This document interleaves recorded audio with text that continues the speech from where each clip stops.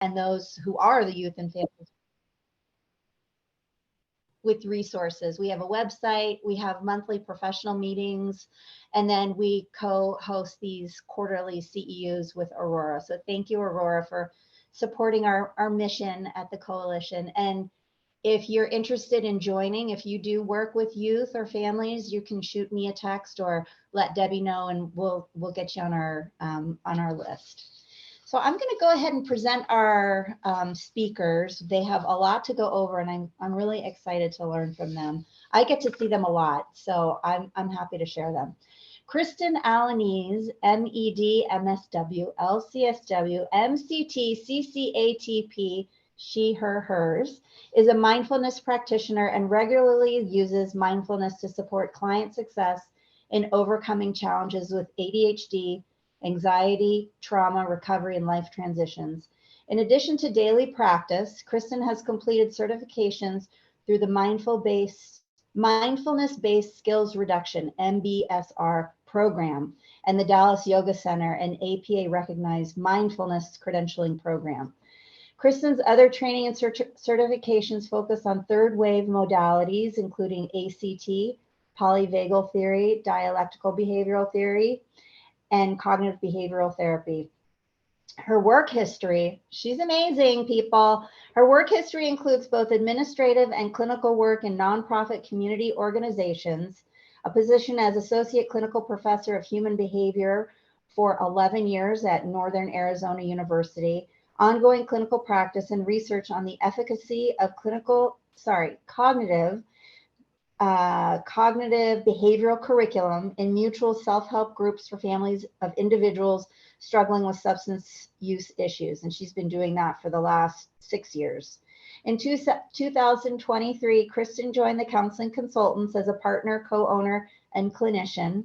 Kristen has been a social worker since 1997, receiving her MSW from San Diego State University in 2002 and completing a Master of Education in 2017 through Boise State University. She lives with her family in Surprise, Arizona, and offers counseling using mindfulness strategies through the Counseling Consultants offices in Scottsdale and via telehealth. And I just love talking to her because I feel calm when I do. And then today we have two presenters. So I would also like to present Lana Schmidt, MS, LMSW, she, hers, is an attachment-based, relationally focused, trauma-informed therapist who supports individuals and couples struggling with disconnection, identity, self-esteem issues, anxiety, depression, and life transitions. Lana has completed clinical certifications through the Harris Institute of Infant Mental Health, Postpartum Support International, and the Facilitating Attuned Connections FAN model. Lana's background includes experience in nonprofit, child welfare, and social services. Lana attended her undergraduate and graduate programs at Arizona State University, where she completed her Master of Science degree in Family Studies and Human Development in 2017 and a Master of Social Work degree in 2020. Since 2020, she has offered counseling to women, adolescents, and the LGBTQ+ community, and joined the Counseling Consultants this year as a clinician. She is passionate about offering therapy from a feminist, queer, and neurodiversity affirming lens. Lana lives with her partner, child, and 3 fur children in Phoenix, Arizona. So welcome to Kristen and Lana. I'm excited. I'm going to pass it over to you. Thank you. Thank you. Wow, you make me sound so good, Rachel. Thank you so much. Lana too. So I'm gonna see, despite all my education, whether I can use this screen. So I'm gonna share my screen. See if I can share my screen here and get us going.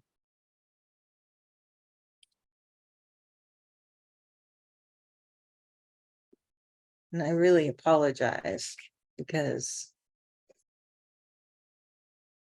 I'm not sure that I know what I'm doing. But look how calm and mindful you are. Yeah. Free stress. It should be a green. Oh, yay. There you go. You got it. I think so. So let's see here. Now, Lana, I'm wondering if you're going to be able, I think you're probably not going to be able to navigate this for us. I think I'm going to be navigating for you as you go along. Yes? That's fine with me. Okay. So Rachel, thank you so much for that introduction. Like I said, you make us sound so wonderful, and it is a real gift to work with Rachel every day. So obviously, mindfulness is an active part of my life, and I think it's a really important thing that every clinician can add basically to your bag of tricks. You know, mindfulness is not a replacement for therapy, medication, any kind of treatment. It's something that you add that clients can really use, or that we can use in our personal lives. Obviously, any person can use to improve the quality of your life and to implement along with the other skills that you're learning. So just very quickly, I wanted to make sure to just kind of remind us what our learning objectives are for our time together. I'm very aware of our time, and so I really apologize if we're just flying over this content, but I promised Debbie that I would just share with you if there are concepts here or specific things that you feel like you really want to learn more about and we just did not cover enough. Please feel free to email me, reach out, and I happy to connect with you, give you additional resources, or even speak with each other. The other thing is, at the very end of our presentation, there are a list of resources, a full page of a list of resources that might be helpful. And Debbie has also said that there are times when people have asked for a part 2. So if that's something that you're interested in, you have a specific need or interest, please reach out and let Debbie know. And that's something we'd be happy to come back and do. So in terms of our learning objectives, our goal is really to help people know a little bit more about what are the real parameters of mindfulness practice here in the United States, understanding the relationship between mindfulness and the science of neuroplasticity, and how that's being used in universities and in research, defining negativity bias, and using non-judgmental stance as a foundation for mindfulness. We're also going to discuss the importance of present moment awareness and looking at sensation, emotion, and thought. We'll then dive into mindfulness practice and understanding resistance and acceptance. So you'll see a lot of the overlap here with modalities that are commonly used by, I'm sure, many of you.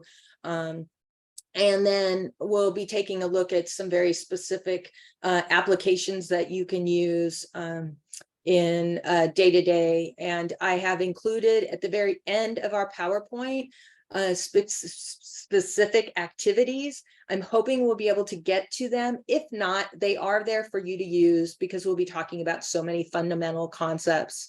And then we'll be talking about loving compassion practice.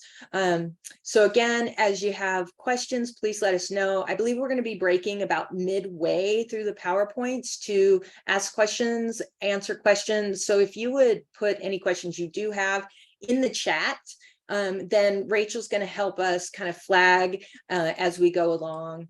To get us started, I'd like to share this poem that I just think is really powerful, and then I'm going to be handing off our screen to Lana. But I think that this really is very poignant and really reflects a lot of the value of mindfulness. Release the harsh and pointed inner voice. It's just a throwback to the past and holds no truth about this moment. Let go of self-judgment, the old, learned ways of beating yourself up for each imagined inadequacy. Allow the dialogue within the mind to grow friendlier and quiet. Shift out of the inner criticism, and life suddenly looks very different. I can say this only because I make a choice 100 times a day to release the voice that refuses to acknowledge the real me. What's needed here isn't more prodding towards perfection, but intimacy, seeing clearly and embracing what I see. Love, not judgment, sows the seeds of tranquility and change. And so with that, I'd like to pass this over to Lana. Thank you so much. And Lana, if you just let me know when you're ready, and I'll just go to the next slide. Sure. Thank you, Kristen. Thank you, Rachel and Debbie. So to define mindfulness, we kind of started in 1979. Dr. Kabat-Zinn established the stress reduction clinic at the Department of Medicine at the University of Massachusetts Medical School. He is considered the father of modern mindfulness, and John Kabat-Zinn defined mindfulness as awareness that emerges through paying attention on purpose in the present moment and non-judgmentally to the unfolding of experience moment by moment. 9 attitudes outlined by Dr. Kabat-Zinn are the non-judging stance, patience, the beginner's mind, trust, non-striving, acceptance, letting go, gratitude, and generosity. And we'll be covering all these concepts throughout the presentation. Kristen? So some history of mindfulness. This is accessible from every tradition in a variety of ways. Secular mindfulness in the United States is blended through past and Western medicine concepts. Eastern spiritual traditions such as yoga, vipassana, Zen, non-duality, Plum Village social justice, transcendental meditation, Western spirituality, and Western medicine concepts such as medicine, neuroscience, psychology, polyvagal theory, and somatic interventions, and cognitive and behavioral therapies such as EMDR have been blended to create mindfulness-based practice programs, including mindfulness-based stress reduction, mindfulness-based relapse prevention, mindfulness-based compassion training, and mindfulness teacher certifications. Kristen? So to look at these two certification modalities, mindfulness-based cognitive therapy includes efforts to prevent depressive relapse, treat depression and anxiety, enhance awareness of negative states to build self-care. Mindfulness is used in CBT exercises to shift unhelpful attitudes, explore patterns of thinking, emotion, and behavior, and emphasizes choice in responding to distress. It develops skills in what to do when low mood and anxiety arises. Mindfulness-based stress reduction is for the general population. It is meant for acute and chronic distress, such as pain, grief, work, illness. It examines the effects of chronic stress, uses mindfulness to teach healthy responses, reduces avoidance and maladaptive coping skills, and emphasizes waking up to being present and what to do when stress arises. Mindful awareness is the foundation for both programs. It is paying attention to experience, thoughts, emotion, and the body, which are central for mindfulness skills. It's structured in an 8-week structure with 2.5 hours per session, 1 day of silent treatment. Group formats have home practice exercises, debriefing practice sizes to increase wellness, and sessions include meditation, informal practice, and mindful movement. So this is the neuroscience behind how mindfulness works. The stress reaction occurs as a result of perception appraisal. People perceive things in the world and which affects cardiovascular, musculoskeletal, nervous system, and immune system responses. In green here, we see that acute hyperarousal and increased blood pressure and heart rate can be internalized, which is the inhibition of the stress reaction. Some of the results of that are heart arrhythmias, sleep disorders, chronic hyperarousal, high blood pressure, chronic backaches and headaches. And as a result, people engage in maladaptive coping, substance abuse, alcohol abuse, food dependency, overworking, self-destructive behaviors, which leads to breakdown. physical and psychological exhaustion, loss of drive and enthusiasm, depression, genetic predispositions, and heart attacks. So in response to our perception appraisal and the effects on the system, we can use a different stress response by noticing that there may be arousal, but almost also an awareness of the body, using muscle tension, breathing, and awareness of the full context, using emotion-focused strategies and problem-focused strategies, seeing new options for stress response, and finding quick recovery of mental equilibrium and homeostasis in order to achieve calmness and balance of mind, all done through mindfulness. Kristen? More neuroscience. These are some of the areas of the brain that are affected by mindfulness practice. Brain regions associated with attention, interoception, and sensory processing are thicker in participants who have meditated than matched controls, including the prefrontal cortex and right anterior insula. So the right anterior insula is responsible for interoceptive awareness, the ability to sense internal bodily sensations, and linked to empathy. Mindfulness is also shown to have an impact on prefrontal cortex, including executive functioning, attention, decision-making, problem-solving. Studies have shown gray matter increase in the prefrontal cortex as a result. Mindfulness also affects the amygdala. The practice can lead to, or is associated with, a diminished activation of the amygdala in response to emotional stimuli during mindful states, as well as in a resting state, suggesting a decrease in emotional arousal. In the hippocampus, which is linked with long-term memory storage, mindfulness has shown an increase in gray matter in the hippocampus, and disorders associated with low hippocampal volume include major depression, psychosis, obsessive compulsive disorder, post-traumatic stress disorder, and mild cognitive impairment and/or Alzheimer's. Kristen? So, the default mode network is the network of interacting brain regions active when at rest, and the functions of the default mode network include self-referencing, not to be confused with self-awareness. The default mode network is responsible for autobiographical information, including the story of me. This is activated when predicting the emotions of others, remembering the past, and predicting the future. And it is most noticed during mind wandering. Oh, sorry about that. Okay, I was good.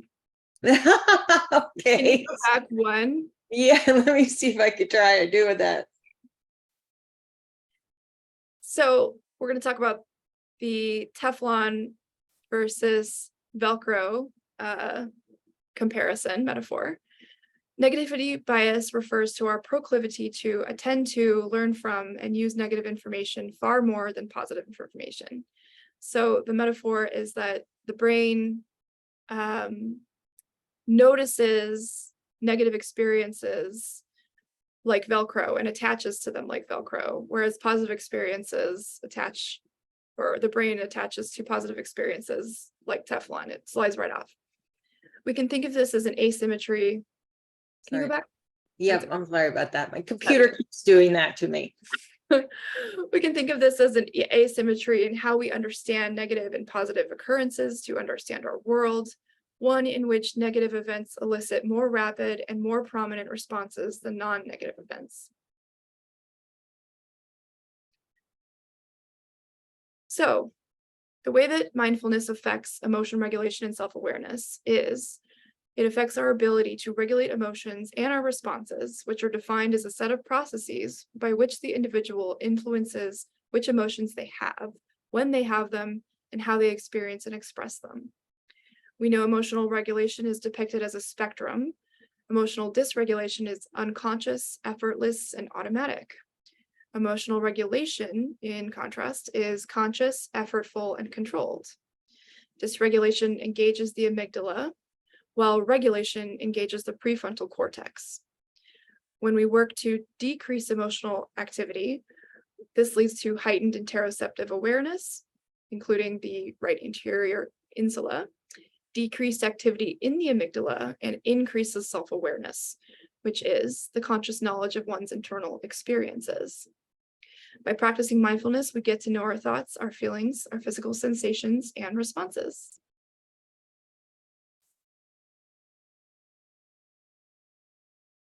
So I think, when we think about the default mode network and we talk about dysregulation, I think that word is a word that we're using in a lot of formats, a lot of modalities today. Whenever we're talking about trauma, we're talking about regulation, dysregulation, and our nervous system. This is a place where we can offer clients a sense of agency, of an explanation about what is happening, not just for them emotionally, but also saying, okay, here is where there's this body, brain, emotion reaction that you have some control over. And this can really help clients often to understand what's happening in their body. Oh, that makes so much sense. I don't know how many times I've heard clients say, oh, I get that. When we're talking about polyvagal work, why their body feels a sense of dysregulation, and then that connection between when do I engage mindful thinking, when I start to feel dysregulated in my body. And I think that that really matches with what I imagine many of you do in your daily work, which is whether it's EMDR or ACT, different types of polyvagal work, parts work, where we're acknowledging the self in the moment. And so mindfulness steps right in there and can be a tool for clients to get grounded, and then use that in their day-to-day life when they're not doing the type of therapy work that they're doing when they're sitting with you. There's this wonderful quote here before we break away to take any questions. All truly wise thoughts have been thought already thousands of times. But to make them truly ours, we must think them over again honestly until they take root in our personal experience. And I think this is really what the science is about. I think much of the science that's coming up right now is something that feels very intuitive to us, as if we've always known that. It's like, yeah, this makes so much sense. I totally get that. And for a lot of clients, as well as for ourselves, it's almost a relief to get it, that our intuition has always made sense, that how we feel in our bodies, it is that we're not saying, does this work for you? It's like, am I the only one that feels this way? No, you're not. That as human beings, we share these commonalities. It's not easy to be human, right?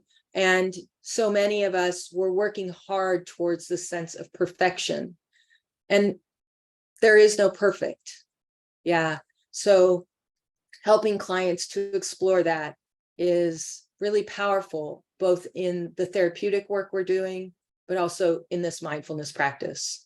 So I'm going to break here and let Rachel take over. I believe this is where we're going with this. Yes. And so, yeah. Okay. Great. So I have a couple of questions myself. Is MBSR and mindfulness, is that considered a third wave modality, even though it's like a very old practice, the way it's being kind of presented? Or that's really a great question. So no, it's not. But it's a really great question because it makes sense. So when you think about DBT, ACT, EMDR, all of them came in and took from previous Eastern medicine concepts. And Marsha Linehan, she has no qualms about saying, I stole this from Buddhism. There's a whole section on loving kindness, right? Whole sections of DBT that are focused on mindfulness practice, right? So when we think about EMDR, much of the language that we use, and you'll even see this in a couple next slides where I use the word resourcing, right? That EMDR is rooted in many of the same concepts as mindfulness, as meditation. They overlap with each other around how we are decoupling that reaction response, right, to trauma or to our environment, so that we create a space, right, so that the person can view the whatever that situation is in a different light, and then be able to react and engage in a way that they have not been able to respond previously. It doesn't take away their trauma. It helps them respond to their trauma in a different way so that they can engage in life in the way that they want to, where they're improving the joy, right? We're all seeking joy in our lives, every one of us. Sometimes we don't know how to get there. Right? So it's these modalities basically have brought in many of these mindfulness concepts, because it is about bringing ourselves to the present. A leader of mine, a teacher of mine, shared something with me that has been profound for me. He said, "You are nowhere else. You are no when else. You are nowhere else. You are no when else." If you think about that, when it comes to us talking about depression, anxiety, trauma, we think about how much we're in our past, how much we're in our present, how much we think about what else we have to do and where it is and when it is. So when we're arrived, like here, how many other things are you doing, right, while you're listening to this webinar? So many of us were so busy. We're eating our lunch, we're checking our email, we're doing this, and we're kind of listening over here. This is a very common thing. Our lives are really chaotic. So we're nowhere else. We're no when else. Third wave modalities, they bring in these concepts of mindfulness, and then they use it as part of their foundation. It's not a replacement for the therapeutic piece. It brings it alongside. Does that make sense? Yeah, great answer. I love improve the joy and you are nowhere and no one else. Yeah, yeah. We did have a question about seeing if you could explain the neuroscience to a client in a succinct way, if you could give an example of that. Yeah, yeah. So I have to be honest. So and this is a bias. This is that's the caveat. My training in polyvagal work has been a real gift to me in my practice, in helping clients understand their nervous system and helping them like explore their body from that visual perspective, so that they can imagine what's happening in their body, right? Imagining where their nervous system is, imagining, oh, when this trauma occurs, when I feel triggered, when I'm activated, this is what my body looks like. I turn this color, right? I know what it feels like when I get a hit of dopamine or a hit of cortisol. I know what that is, right? And then I help them start to create those links. So polyvagal work has been very helpful to me in that. And part of the reason is, of course, that polyvagal work provides a lot of pictures. So, they provide a lot of diagrams where you can just show them, here's your nervous system. Look at what happens. Now tell me what's happening in your body right now. I usually, when I'm doing this work and a client comes to me and they're saying, I want to be doing mindfulness as a primary function of the whatever kind of work we're doing together, I start off by talking about sensory experience. So before we're even talking about emotion, after we're doing our intake together, I start to talk to them about not being a head on a stick. And that's how I talk about it. I say, do you feel like a head on a stick? How do you feel? And helping them connect. How do you feel in your body when you're feeling a certain emotion? The difference between a feeling and emotion. Another great resource for me is whole brain living.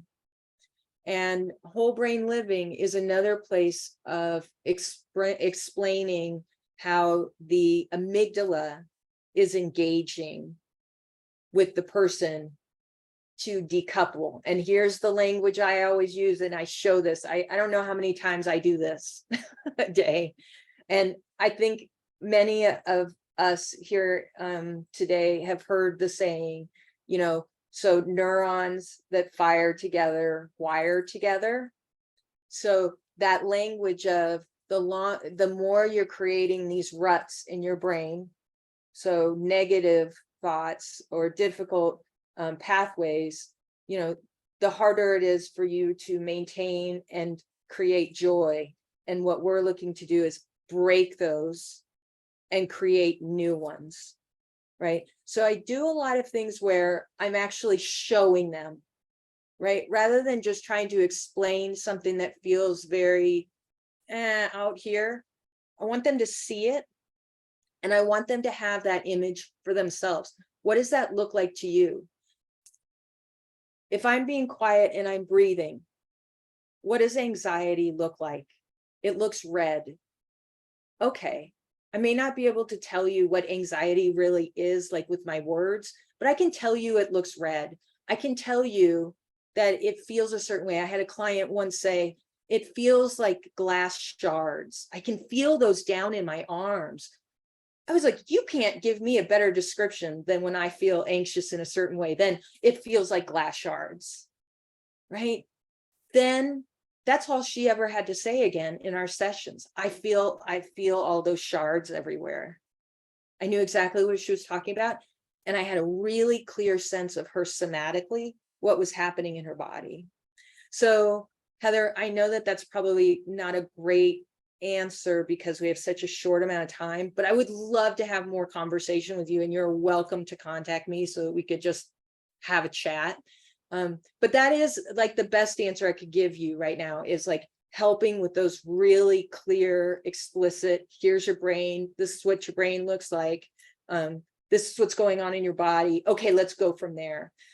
So that they understand that their brain is separate from them, right? Like you're not your brain. And this is so much like when we think about EMDR too. I mean, we think about so many modalities.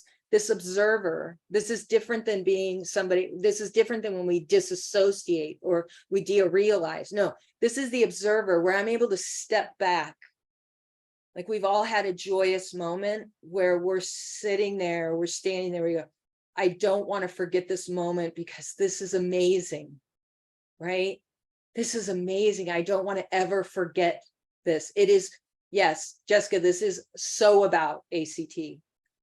That it's like, this is so amazing. That's your observer, right? That's the observer in you saying like, I want to remember this moment, right? And so helping the client say, oh, here's my brain. My brain is a thought machine. That's what it was meant to do. I don't have to believe my brain all the time. I have to understand it as an organism, just like every other part of my body, my liver, my kidneys, they do different things. I have to understand them so that I can control them. Your brain's no different. I don't have to believe the story my brain tells me. My brain is not always right, except for mine. My brain's always right. Okay, I think I went down a rabbit hole there. I apologize. No, that was great. That was so interesting. As a fellow clinician, I'm learning a lot. That's awesome. So, I don't see any other questions right now, but go ahead and keep firing them away and we'll come back to you in a little bit. Thank you. Yeah, absolutely. Okay, I'm looking at time. Okay, so now we're moving into the practice. And this is, to be honest, like I'm a science person in that because of the research work that I've done before, I do appreciate that everything is really rooted in some kind of foundation that we know. But when it comes down to it, just like Heather was asking about, like how do we actually do this with our clients? That's what I care about, right? Because we want this to feel good with our clients. And so, what we're really asking our clients to do is look at their life from a different perspective. We all have pain in our lives, but we can choose how we relate to our suffering. And that's a challenge, right? Because we're often asking our clients who have dealt with unbelievable trauma and pain, or currently are undergoing terrible situations, to step back and look at their lives through a different lens. And it can sound at times like we might even be trying, it could sound patronizing, or it could sound as if we're undermining or minimizing what's happening for them. And so what we're actually really wanting to do is make sure that they understand, we understand the full brevity of their experience, while asking them to seek out their best life and pull away from what's holding them back. So you'd never think it, but this image is exactly what's going to stop them from, it's the thing that's going to help move them forward, right? And so it's this idea of when we think about mindfulness, there are many different foundational components, but here's the first piece, which is this idea of acceptance, a non-judgmental stance, this beginner's mind. I think in like a larger context, so kind of culturally, we've heard about the beginner's mind, but it's this idea that we're entering life in each new experience as if we were a scientist or a tourist that has never seen this thing before. What is it, right? That can be really difficult when we have a lot of assumptions and biases, that are built on pain and suffering. So I see these kinds of things on Facebook all the time. And I'm old enough that I'm on Facebook, not I'm not really on Twitter very often and stuff. And so there you go. And so the first time that I saw this image, I was like, oh yeah, I see a bird. But if we were to do a poll right now, I bet you that there'd be this mix of what's a bird and what's, and then somebody here already said, what's this? Jessica said, oh, I know, is the duck or the bunny. Yeah. So some people immediately see the bunny, some people see the duck, right? Some people can see them both.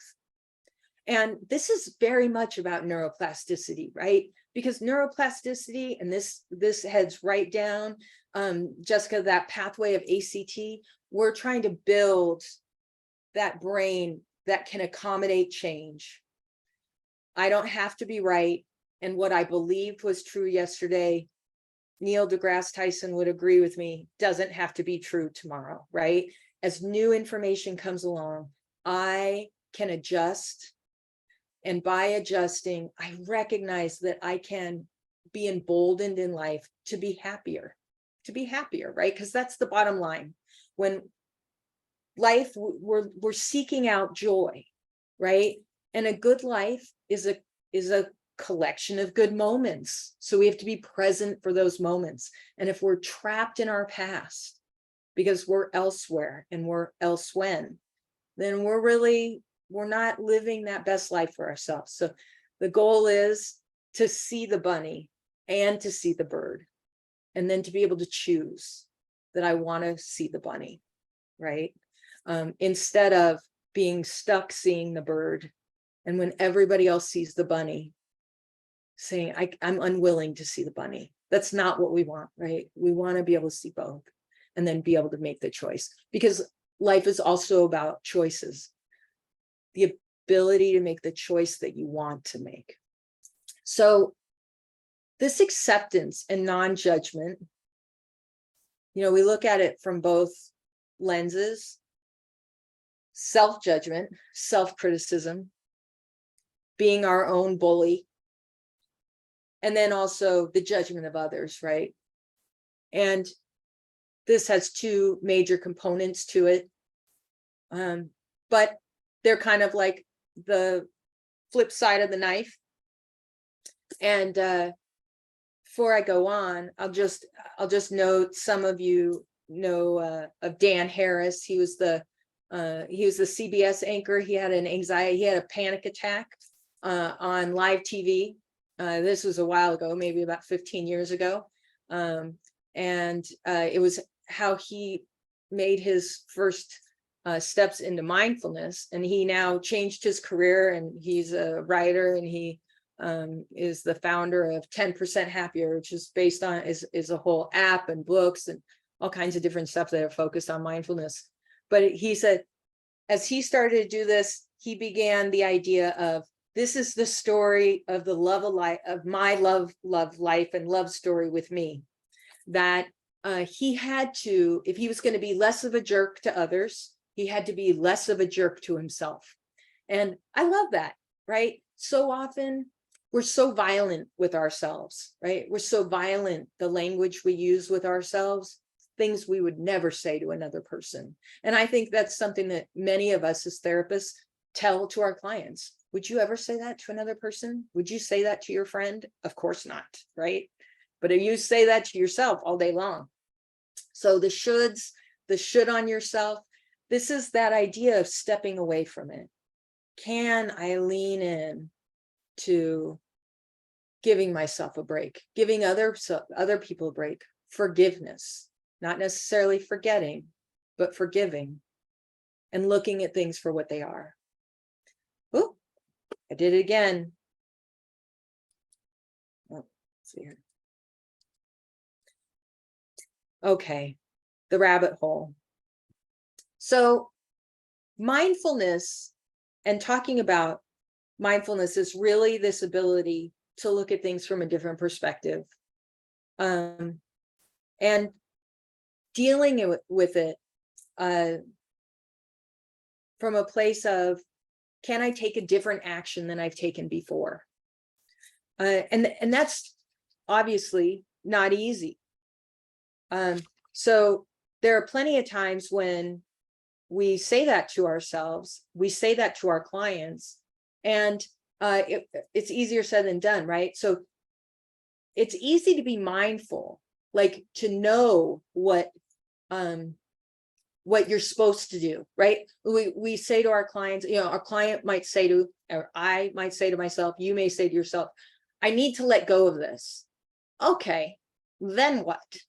Right? So to be mindful or to let go, right, is you go, okay, I know what I need to do. To be mindful is the easy part.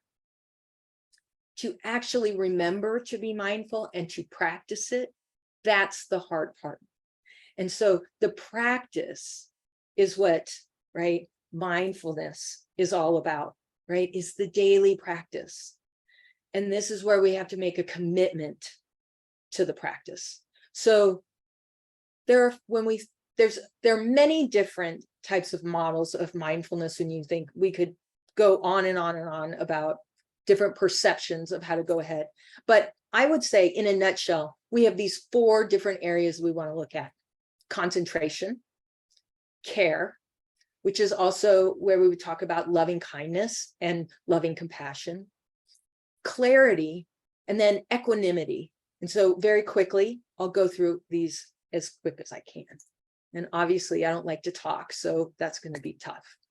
So concentration, that's our ability to focus. Many clients that come to me where they're talking to me about concentration, they come to me and say, Kristen, I have anxiety and I have a diagnosis of ADHD and I can't concentrate. And so they may not be thinking about care, clarity, and equanimity. And their focus is on, how do I concentrate? But when we sit down to look at ways to concentrate, care, clarity, and equanimity come along with it, because you can't focus and avoid all of the noise if you're not listening to the noise, right? So the noise is always going to be there with us. The more we resist the noise, right? The more we resist, the more it persists. So we have to let that in and acknowledge it to deal with it. And the only way that we're going to be able to deal with it and survive that is through loving compassion for ourselves and for others. And that includes how we set boundaries, right? That includes how we develop trust, or how we make good choices with the relationships, how we build trust with ourselves. And so then we're in this place of, I build strength and ego and wellness through the care and the approach I take to each moment and to my concentration, because now I have more faith or belief in myself. And then clarity. And curiosity is one of my favorite words. I didn't know that before I started doing mindfulness work. Where is my mind right now? If I just ask myself that question, where is my mind right now? Then I can ask that from a non-judgmental stance. Where's my head right now? Oh, I'm feeling frustrated. I feel good. I feel angry. I feel whatever, right? Am I here? Yes, I'm here right now. I'm here with all of you. Okay. Am I focused? Can I be present? Yes, I can. Or maybe I can't. If I'm just listening, if I just listen, and I try to step away from that non-judgmental posture, I just go, I'm just not going to judge myself. I'm just going to listen. Then I can seek out the quiet. This is where I lean into the acceptance. That is a part of who I am. Joshua, absolutely. Then I can lean in. This is a part of my experience. It's just a part of my experience. It just is. Because remember, as the observer, I'm just watching. I'm just watching what's happening for me. And that's okay. I don't have to label it. That curiosity can take you a really far different distance towards making choices. I don't want to experience that. Okay, what do I do with that experience rather than judging it? And then equanimity. And of course, this is something that I think a lot of us would love to have. I think, Socrates, this is, the Stoics, this was their jam, was Zen, right? So this is where, and I really like this definition, I'm not pushing or pulling against what is here. This is where we're able to be in the difficult discussions. We're able to be in the difficult or scary situation, the anxious situation, and say, I can just be here. I can just be here and I can engage. Can I step back into my place as the observer, see what's happening, and then here's the kicker. Instead of reacting, I can respond. And how do I do that? And this is mindfulness in practice. Can I stop? Can I notice? Can I take a breath? Can I observe what's happening and open myself up to that curiosity, and then decide I'm going to slow my roll and then respond? Because of course, so much of what we're trying to do, what mindfulness is all about, is I'm not going to react. Reacting is impulsive. Reacting doesn't feel good. I want to respond from a place of peace, a place of feeling like I'm in control, a place of being well, and a place of feeling as if I understand exactly why I'm speaking, what I'm doing, and understanding myself so that I feel good about my choices. So that all comes down to this, right? How do I do that? Well, a major component of being mindful is being authentic. And it's not really being authentic towards others. Of course, that's important, but really authenticity in mindfulness is mostly about yourself. This is, as Dan Harris said, this love story with me, right? It is about removing the obstacles to being your best self. I had a client that I've been working with for a while who acknowledged, we've been talking a lot about relationships and the patterns of her relationships in her life. And she said, I think that the reason, all of a sudden she kind of went like this. And she said, you know, I realized that I think that the reason why I haven't found the right partner, she's like in her mid-40s, is because I keep picking a partner that I think is going to be what other people's want, that it would be like the cool partner, or what, you know, I think other people think is like a good partner for me. And it turns out that I'm a nerd, that I haven't wanted other people to like really know that I'm a nerd, but I'm a super nerd. And like, this is the kind of nerdy partner that I want. And I don't go towards the nerdy partner because I think other people won't accept him. And I think I've been kind of blowing it for myself. And I went, oh, there it is. There's the moment, right? That all of a sudden she recognized that obstacle for herself, right? Is that she's been picking the wrong partners because she's been waiting for that happiness to come from how other people perceive her partnerships. And this is authenticity with herself. Now, she still has work to do, right? But that awareness was through her mindfulness practice. And so, of course, this is about, just like in the second piece, knowing, exploration, surrender. I have to give into this knowledge that I am this, right? This is who I am. This is what I am. And this is what I want to be, right? And it may be that I'm working towards something.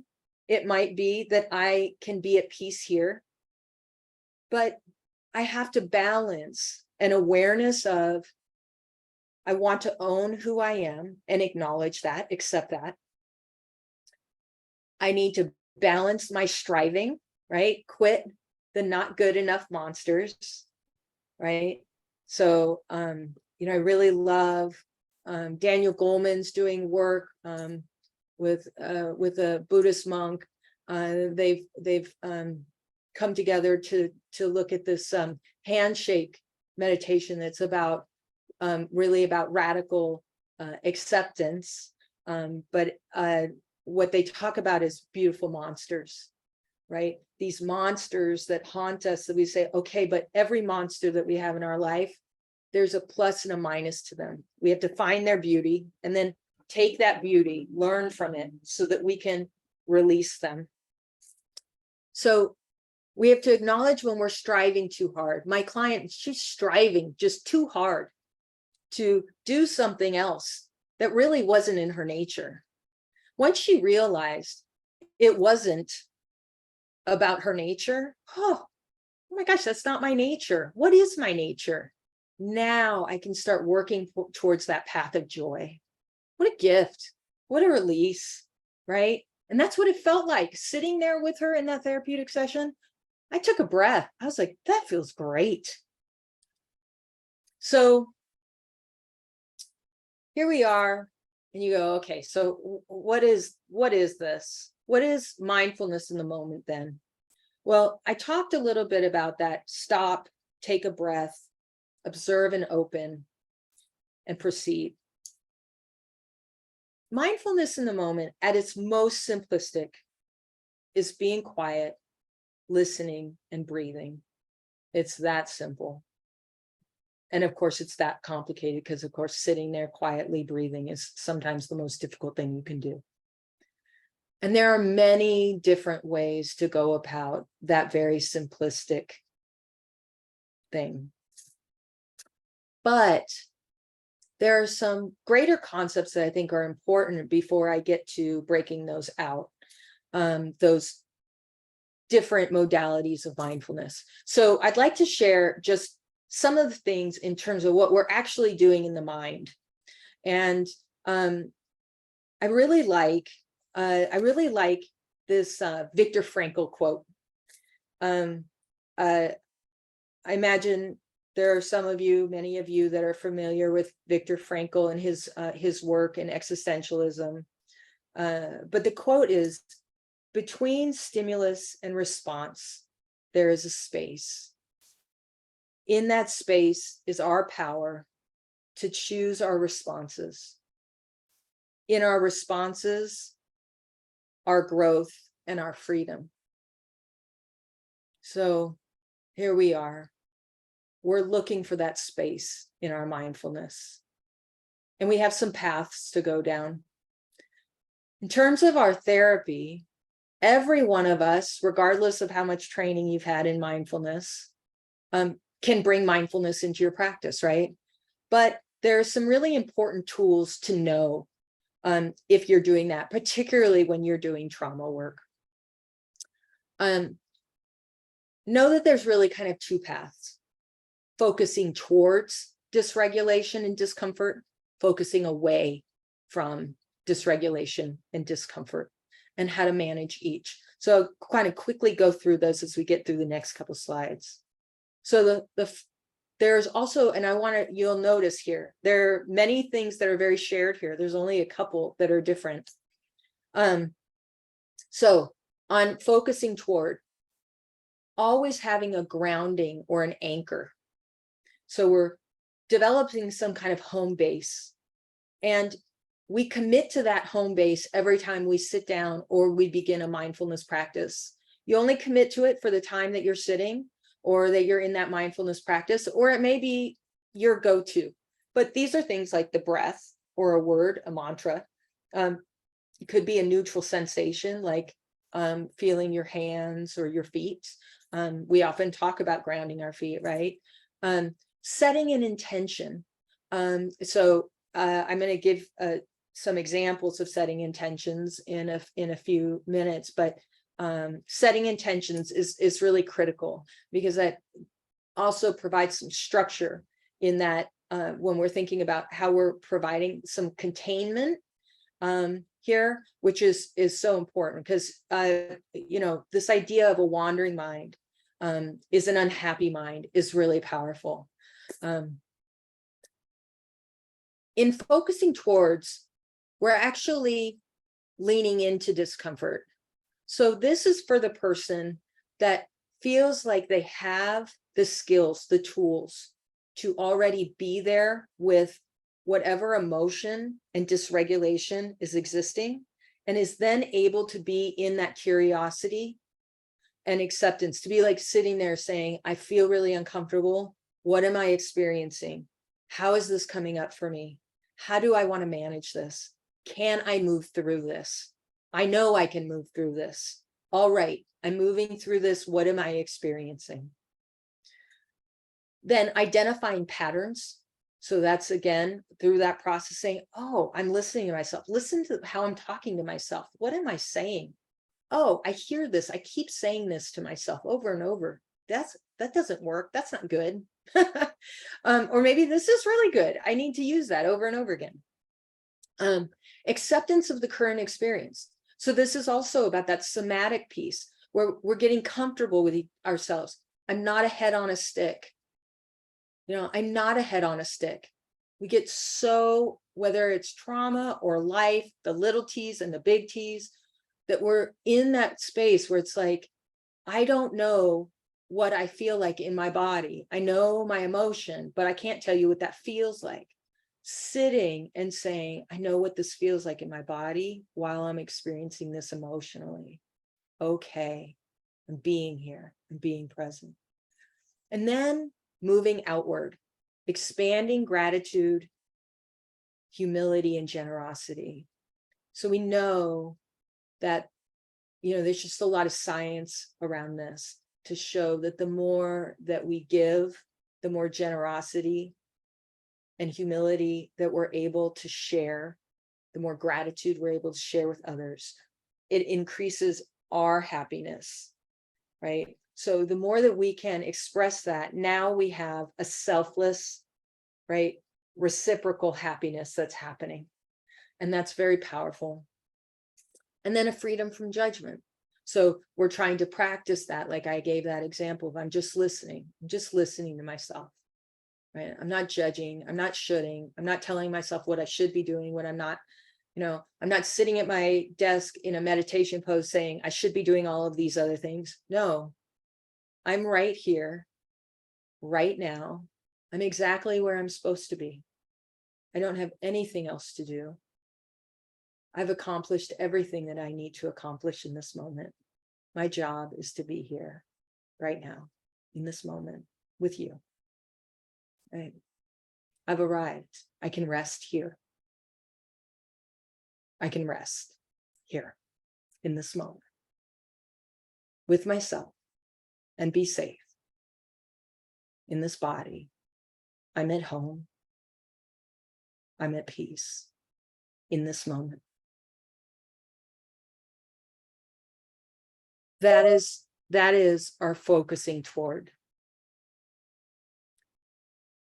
In contrast, if we're focusing away, we are still grounding and developing a home base. We are also still setting an intention. But when we have a person that is in a place of significant dysregulation and does not have at that time the coping skills to navigate that dysregulation, now we're working through the use of tools, right? And this is where our therapy work is so critical in the mindfulness process, because much like with, and here I use the word resourcing, just like I think I was saying before, this is where we're applying, whether you're using DBT or ACT or EMDR, I mean, we just kind of, when you're going through anything, is building those skills and then implementing them in the mindfulness process. This is where you're engaging this skill. And you're moving towards that safe space. You're moving towards that visualization that brings peace. You're moving towards whatever creates that calm, right? And that's what then helps with that regulation. We're expanding a window of tolerance, right? And we're then coming back to that shared expanding gratitude, humility, and generosity, and freedom from judgment. So you can see there's a lot of sharedness here, but there are some really critical differences. And then to kind of carry over that trauma-informed mindfulness, there's some things that I think are really important. And they may seem to all of you to be, as we say this, like, of course, right? But on the other hand, they're also very critical to always remember. And in the moment, they can be hard to remember, because just like mindfulness, it can be easy to be mindful. It's hard. The hard part is practicing it, right? So trauma-informed mindfulness, it first requires that we always ask permission, and that we always have approval from our clients for what we're doing. And they always have clear instructions, that our clients always have an anchor, that they choose their anchor and they feel comfortable with their anchor. So that's their grounding. That we always use invitation language, like I invite you, consider this, if this feels right, possibly do this. If this doesn't feel comfortable, do what you want, right? Maintain a discrete, brief period of practice with an intended goal. So, and always stop when the client wants to stop. So you're estimating this client's window of tolerance might be a minute. Okay, just do a minute.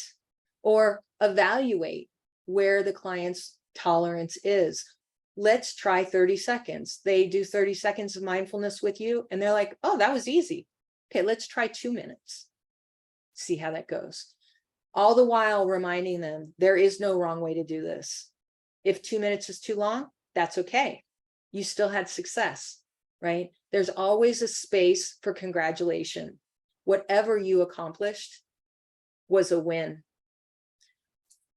That we validate our client experience and that we share them our own humility and gratitude. Thank you for your practice. I appreciate you. Thank you for honoring me and allowing me to be a part of this vulnerable space. And then make sure that you debrief, because the debriefing process is really about seeing if you can gather what they learned. If they're not vocalizing it to you, they may not catch it, right? I promise to answer this question when we're almost done here. So I think this is the last slide before we stop and answer questions. what are all the mindfulness practices that are considered legit? Okay, so when we think about MBSR, so John Kabat-Zinn, Jack Kornfield, Joseph Goldstein, we're thinking about the major mindfulness institutes across the nation. This is what would be considered true mindfulness. We have informal practice and formal practice: sitting meditation, walking meditation, mindful movement, body scan meditation, mountain meditation, eating, and then eating mindfully. Mountain meditation, and I want to be very clear about this very quickly, mindfulness does not involve guided imagery. Why? Because you're elsewhere, right? You're nowhere else, you're no when else. There's nothing wrong with guided imagery, right? In fact, it's a great thing. But it just doesn't fall within the category of mindfulness. So that's just what that is. If you are integrating them, great, you're doing them both. The mountain meditation is one of the rare differences, because the mountain meditation is visualizing yourself as a mountain as you watch time proceed. And so it is a very specific meditation, and you can find it all over the internet. Slightly different versions. Is a very powerful meditation and can be very useful to people. And then informal practice is dishwashing. Can you be mindful while doing something, particularly that you hate? My husband says dishes make him sad. When we're talking about informal practice, this is about, noticing the water, feeling the dishes, noticing the soap, just being present, not doing it in a way where your mind is somewhere else and you're thinking about all the other things you've got to do. If we had a whole day, we could go through all of these things, and that would be a very different kind of conversation. I'm sorry, we don't have more time to do that. I want to share this final poem with you before we answer questions. And I think that it is just so powerful as a practitioner. I feel like it's really what encompasses for me what it means to be a helper, as a social worker, as a therapist, as a mindfulness practitioner. When someone deeply listens to you, it is like holding out a dented cup you have had since childhood and watching it fill up with cold, fresh water. When it balances on top of the brim, you are understood. When it overflows and touches your skin, you are loved. When someone deeply listens to you, and the room where you stay starts a new life, and the place where you wrote your first poem begins to glow in your mind's eye, it is as if gold has been discovered. When someone deeply listens to you, your bare feet are on the earth, and a beloved land that seems distant is now home within you. So I wish that we had more time to be with each other today and dig further into these topics, but I want to thank all of you for being here with us. And I'm honored to have shared this space with you. And I guess that's us. And except for to be answering your questions, I want to share with you all very quickly. It's been brought to me the possibility of bringing together a professionals group of like once or twice a week, a brief meditation group that's just like 30 minutes. You can jump in, open group. If that's something that you're interested in doing with me, please send me an email and I'll look at sending out, the possibility of doing something like that. So I want to just make sure that you guys see this. At the end of this, I have a whole bunch of information for you, including some information you can use with your clients, looking at urge surfing, different kinds of trauma pieces that you can talk to with clients, the loving compassion meditation, which is very powerful, and some grounding statements you can use with clients. And then here's a different, and somebody asked for this in here, here's your list of resources and trainings opportunities. If you were to go to do MBSR training, that is through Brown University. But again, you're more than welcome to reach out to me with any of your questions. I am trained through Dallas Yoga Center and the Mindfulness Certification Program, and I've also been through the MBSR program, the first element. So you got a handful of stuff here, including also for those of you who work in addiction, an alternative to AA, which is refuge recovery, which is out of mindfulness work. So this is us. And I think I went over the time, and I apologize. And now I'm happy to, let's see if I can answer these questions. And Lana, you jump in too. So yes, the PDF has gone out and is going out, and also the pleasant and unpleasant events calendar for you to use. That is through MBSR and John Kabat-Zinn, his book. Let's see here. Can I jump in and ask some questions that were presented? Yes. Okay. Yes. Yes. So a little while ago, it was asked, how do we help clients feel safe when they release their pattern of rehashing past traumas?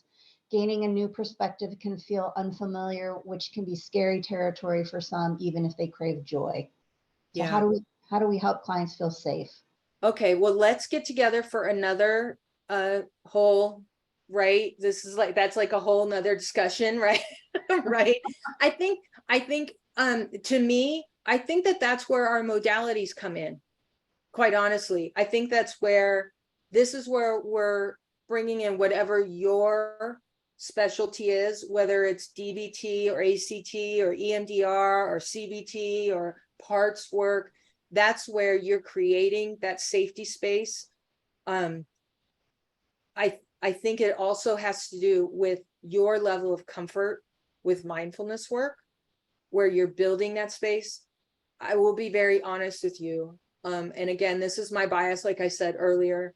I find that there are plenty of people, because mindfulness is kind of a hot topic right now, that kind of jump in to try to do mindfulness work, but are not doing it themselves. And so they're not prepared for what they're going to get when they're sitting with clients.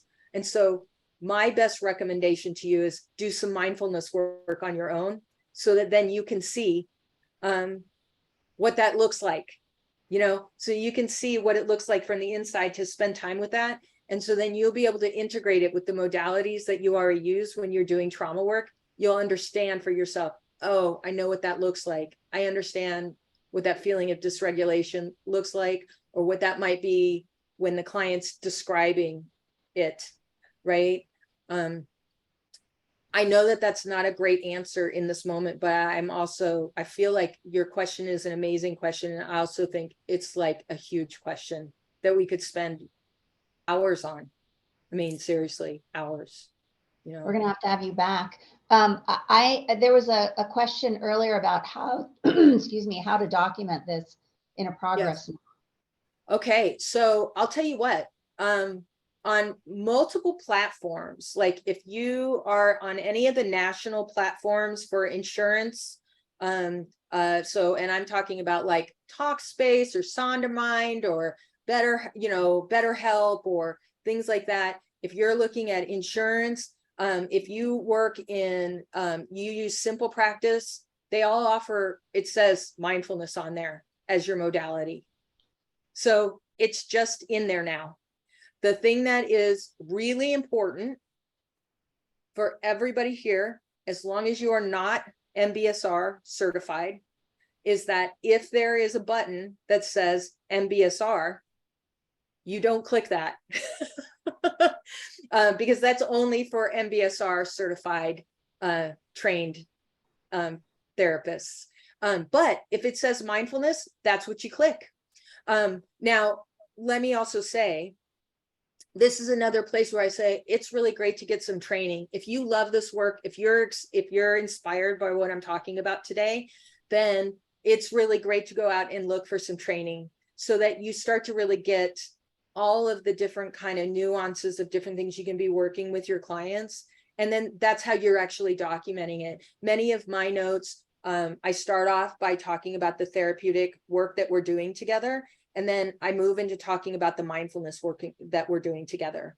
And so then depending on the type of note that you're writing,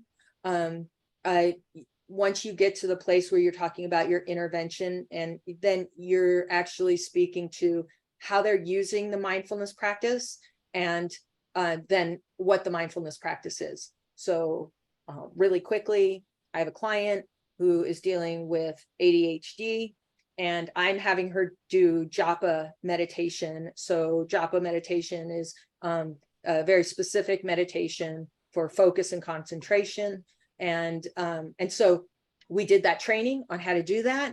And then she comes back and lets me know how that's going. I have another client who takes 10 minutes every day mid-break. She's a supervisor at work, and she struggles with staying on top of everything and being able to kind of slow her roll in her work with folks and that kind of stuff. So we've been practicing her taking her breaks to sit mindfully, to then get back into her workday, so that several times a day she's kind of reorganizing herself. And so we talk about that, and that's how I'm integrating that into our work together.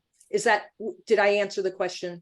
Did I do what I was supposed to do? There was also a couple of question comments that were very similar. How to integrate mindfulness in a busy world where we're based on, getting things done and accomplished deadlines. There are so many. There are so many. I can't even describe how many there are. Okay, so let's see here really quickly. Okay, let me give you a couple. So there's actually, hold on, I can actually tell you the book. Hold on here. Okay, I'm so proud of myself being able to use my phone. All right.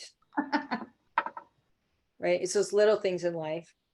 Come on now, you can do it. Kristen, while you're looking that up, someone asked if the mindfulness sessions will be offered on Zoom. Yes. If people are interested in that, I would put that on my Zoom, my business Zoom. And basically, what we would do is I would do a lead, a 10 to 15 minutes. So it'd just be led 10 to 15 minutes. You can kind of touch base and out you go. Let's see here. We're going to do this. See, I said I could use my phone, but then Kristen, you could put it in. Here it is. Okay, here it is. It's called The Power of Awe. James Eagle and Michael Amster. So there are many different models. One is the 1 minute habit. Some of you might remember Atomic Habits. If you can sit for 1 minute a day and sit quietly, right? This is just one. This is just one option. Sit quietly for 1 minute. That's an option. Okay. Awe. The awe model is take 2 minutes a day. Find something beautiful and joyful in your life. You don't even have to meditate, right? It's not even meditation, but it is. And you just focus on that thing. I don't care if it's a picture of your family, a beautiful photo. Go outside and look at the leaves, and you just look at it, enjoy it, feel humble, feel grateful. You're just there. You're like, this is amazing, right? And you do that for at least 20 seconds. And then when you're done looking at that, you remember at least 3 things about it. You just meditated for 2 minutes. You just stay here. Your goal is not to be thinking about anything else, right? Just this. Then you meditated for 2 minutes. Try that. Okay, so you got a 1 minute thing habit. You got a 2 minute day habit. You can also do mindful eating. Mindful eating, simply shut everything off. I don't care if you're sitting in your car, right? Is you just shut everything off and eat and notice what you're eating. It's not like you have to eat really slowly or anything, right?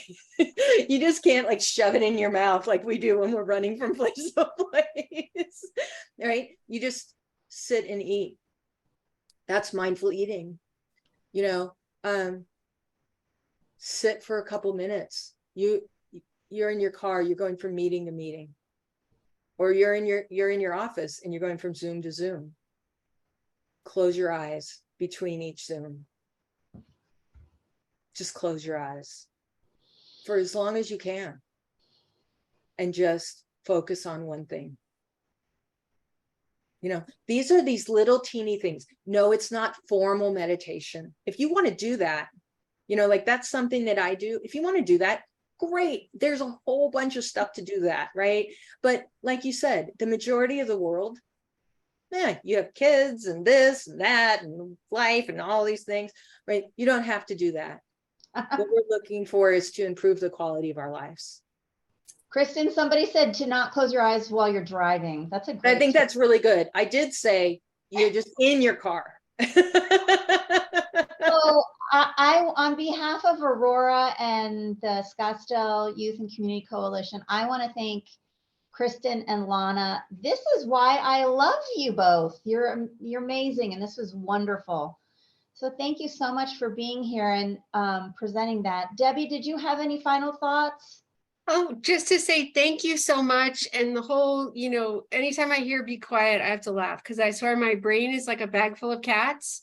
Like I have things all over my house that say be still, and it just, I don't know. So I guess that's something I should try to work on. Maybe I could start at like 10 seconds, but Come to Kristen's Zoom mindfulness. yeah, I'll I'm be gonna there. try it. We'll see what happens. So Oh yeah.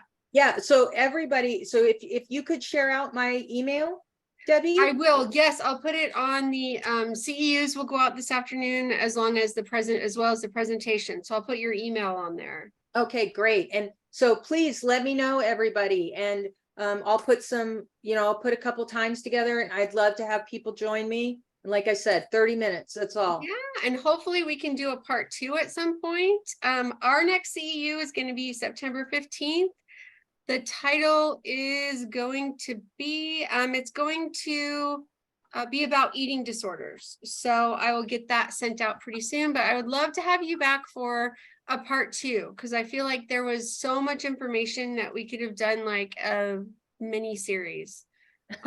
So I don't know, maybe we start doing CEU mini series when we get the big topic. So thank you so much, everybody. Thank you, Kristen and Lana and Rachel and Scottsdale Youth and Community Coalition.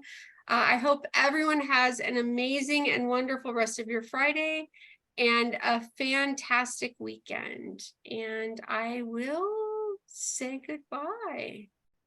Thank you so much. Bye. Thank you. Okay.